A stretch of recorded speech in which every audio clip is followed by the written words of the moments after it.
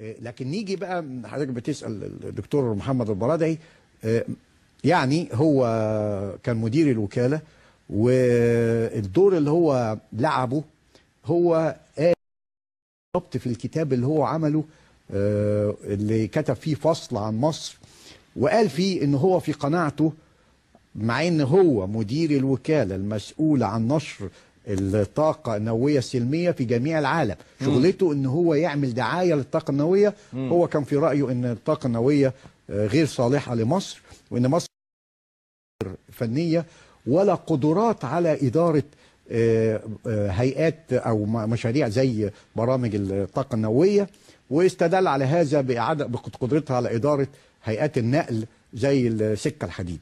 والحقيقة ده كلام كان محبط، وفي كل كلامه في الكتاب الحقيقة زي أي واحد يقدر يقراه ويشوف إزاي هو كان بأسلوبه بيعمل إحباط للبرنامج النووي المصري وبدون وجه حق. لأن مثلا بنتكلم على الحوادث القطارات، زي ما قلت الهند فيها حوادث قطارات اكتر من مصر بكتير، وعندها اكتر من 20 مفاعل، ودولة زي كوريا الشمالية بنت بنفسها. رأيه ده عبر عنه في الكتاب بس يا دكتور يسري؟ عبر عنه في الكتاب بس، ولكن عبر عنه في لا مش بس هقول، بس عبر في الكتاب. اكمل بقى حتة الكتاب في جملة في غاية الخطورة. هو في اعتقاده ان مصر تقدر تستغل، لم تستغل بعد البترول والغاز، في حين هو عارف كويس جدا ان البترول تقريبا خلاص مصر وقفت وبتستورده، والغاز هيخلص في مده بسيطه. ورغم من هذا قال لازم مصر تستغل دي اولا، لازم مصر تعمل دراسات، وتناسى ان مصر بقى لنا اكتر من 50 60 سنه في دراسات، يعني مش محتاجين لسه نكمل في الدراسات. ولكن جاء في الجمله الخطيره اللي انا بقول دي بتحط علامه استفهام جدا على كلامه، لما جاء قال ان هو بعد مناقشاته مع المسؤولين المصريين اكتشف ان مصر الهدف الحقيقي بتاعها مش انتاج الكهرباء، لا، الهدف الحقيقي بتاعها مواجهة التوتر النووي في المنطقة. طبعا كلمة التوتر النووي تعني ايه؟ يعني السلاح النووي اللي في المنطقة، سواء في اسرائيل او احتمال في ايران. لما هو يوحي بهذه الكلمة دي ضرر بالغ لمصر. ويؤسفني ان هو بيذكر هذا الكلام في خطابه، وذكر ان مصر احتجت عليه في عدة مواقف.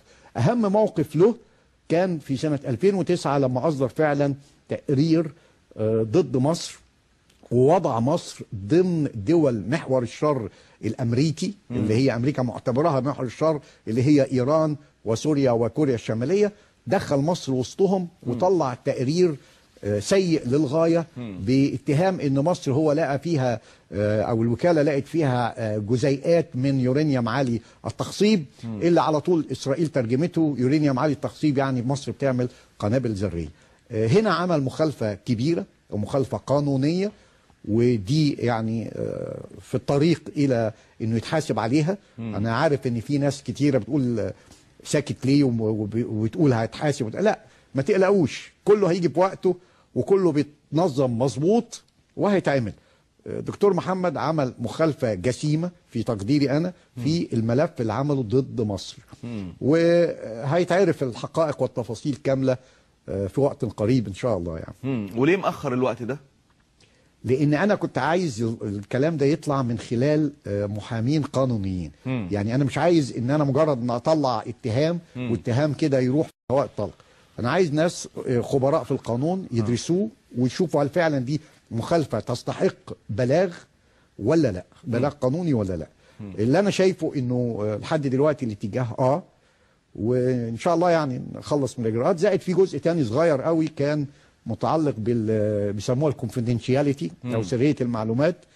والحقيقة أنا فوجئت بأن جميع المعلومات بتاعت الملف المصري منشورة في كل حتة. يعني أنا كان عندي ملفات خاصة بيا وكنت متردد جدا ان انا انشرها، او مش عايز انشرها لانه مش مفروض ان انشرها، لكن طول ما الحاجات دي اتنشرت وهو كتب في كتابه اسرار ما كانش مفروض يطلعها. يعني هو ادى اتهام لمصر وقتها وللسفير المصري، والرساله اللي هو ذكرها كل الكلام ده اسرار ما كانش مفروض يطلعها. خلاص انت طلعت وكتبت في كتابك، في مواقع اخرى كتبت الملفات المصريه، يبقى انا خلصت من القلق ان انا اقول معلومات سريه. المعلومات دي سريه اللي انا كنت فاكرها سريه ما بقتش، وبالتالي هتعلن كلها بالتفصيل في وقتها ان شاء الله.